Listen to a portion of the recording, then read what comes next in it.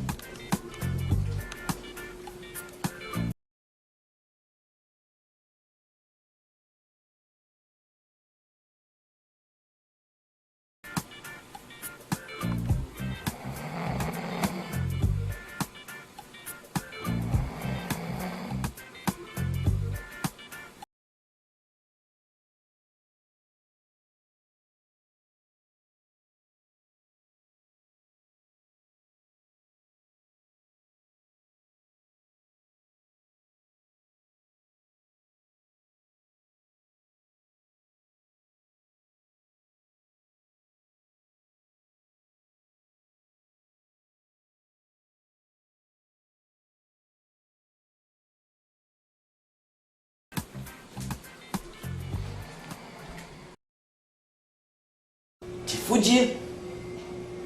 Te fudi! Não é só quando você tá com a barriga pra cima, não é. Vocês viram? É um barulho avassalador que me faz ir dormir sempre ou no banheiro ou no chão da sala, porque o sofá é muito caro, minha mãe não deixa eu dormir no sofá. Só um aviso, isso aqui é porque eu tenho prova daqui a meia hora. É isso. Então é isso, galera. Se você gostou do vídeo, clique aí em Tô zoando, se tu gostou, caralho.